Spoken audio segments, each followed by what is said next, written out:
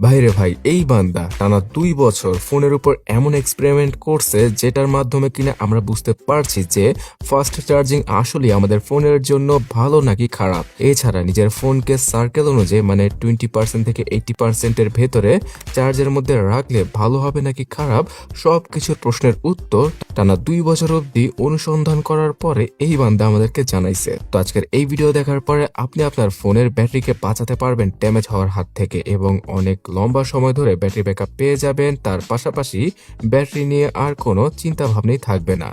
So first of all জানিয়ে রাখছি যে ফাস্ট চার্জিং আপনাদের ফোনের জন্য খারাপ কি না। STX স্টুডিও জানিয়েছে যে যদি আপনি আপনার ফোনকে ফাস্ট চার্জিং এ রেখে ইউজ করেন তাহলে তেমন কোনো ড্যামেজ হবে না ব্যাটারিতে। মানে স্লো চার্জিং করে আর ফাস্ট চার্জিং করে তিনি দেখেছে যে স্লো চার্জিং এর তুলনায় ফাস্ট চার্জিং যুক্ত ফোনগুলো মাত্র 0.5% কি 3% এর মতো ব্যাটারি ড্যামেজ হয়েছে, যেটা কিনা খুবই সামান্য। আর এই কারণে ফাস্ট চার্জিং অফ করে নিজের ফোন চালানো বোকামি, তাই আপনি আপনার ফোনের ফাস্ট চার্জিংকে ইউজ করতেই পারেন।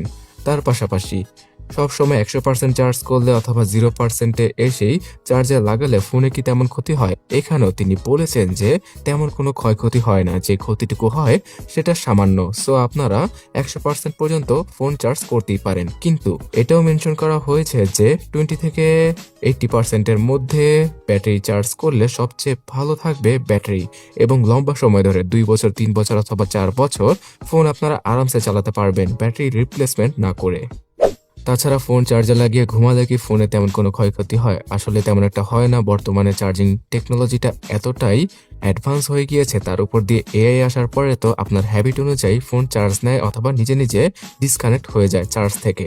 সো এখানেও আপনারা রাতে ঘুমানোর সময় ফোন লাগিয়ে চার্জ করতে পারেন, বাট সেটা সবসময় না করাটাই বেটার। আপনার কাছে ফাস্ট চার্জিং আছে, আপনি সময় নিয়ে 20 মিনিট 30 মিনিট অথবা 1 ঘন্টার মধ্যে নিজের ফোন চার্জ করে ফেলুন। আর যেই সময়টুকুতে চার্জ হচ্ছে আপনার ফ্যামিলি মেম্বারের সাথে কথা বলুন অথবা নিজের কাজ করুন। সবসময় ফোন নিয়ে পড়ে থাকলে তো আর হয় না। ঠিক বলেছো। আর অবশ্যই অরিজিনাল চার্জার দিয়ে ফোন চার্জ করবেন। হ্যাঁ, জানি যে অ্যাপল স্যামসাং এর মতো কিছু ফালতু কোম্পানি বক্সের সাথে চার্জার দেয় না, তারপরও তাদের অরিজিনাল চার্জারটা কিনে সেটা দিয়ে চার্জ করুন। থার্ড পার্টি একটা সস্তা চার্জার দিয়ে ফোন চার্জ করা আর নিজের ফোনের ব্যাটারির 12টা বাজানো একই কথা। এবং ফোন চার্জিং এ রেখে যদি আপনারা বিভিন্ন অ্যাপ ইউজ করেন তাহলে কি ফোনের ব্যাটারিতে তেমন কোনো প্রভাব পড়ে? হ্যাঁ, এখানে একটু একটু প্রভাব পড়ে। তাই অবশ্যই ফোন চার্জার লাগিয়ে হাই লোডেড গেমস অথবা অ্যাপগুলো ইউজ করা থেকে বিরত থাকুন। সো পুরো ভিডিওটাকে যদি আমি সাম আপ করি তাহলে বলবো যে 20% হয়ে গেলে ফোনটা চার্জার লাগান এবং 80% অথবা 90% হলে সেটাকে ডিসকানেক্ট করুন। এবং বর্তমানে দেখা যায় অ্যান্ড্রয়েড 15 অথবা লেটেস্ট অ্যান্ড্রয়েড ভার্সনে চার্জিং লিমিটার নামে বেশ কিছু অপশন দিয়ে দিয়েছে ব্র্যান্ডগুলো। ওপ্পো, ভিভো, শাওমি, রিয়েলমি অথবা স্যামসাং এ আপনারা এই অপশনটা পেয়ে যাবেন। আর iOS ইউজাররা তো অনেকদিন ধরে এই ফিচারটা ইউজ করছে।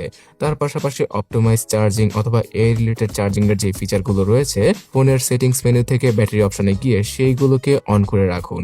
চার্জ দেওয়ার সময় কখনোই হাই লোডেড গেমস অথবা অ্যাপ চালাবেন না। অরিজিনাল চার্জার দিয়ে সবসময় ফোন চার্জ করুন। ফাস্ট চার্জিং ইউজ করুন, তবে সেটা যদি কম ইউজ করতে পারেন তাহলে আরো ভালো হয়। অতিরিক্ত ফোন চার্জে রাখবেন না, মানে সবসময় ফোনকে চার্জে লাগিয়ে রাখবেন না। যদিও কিনা এখানে ক্ষয়ক্ষতির পরিমাণ কিছুটা কমই হবে যদি আপনারা সবসময় ফোন চার্জে লাগিয়ে রাখেন, তারপরও এই টেক রিলেটেড জিনিসগুলো আমাদেরকে সাবধানে ইউজ করাই উচিত।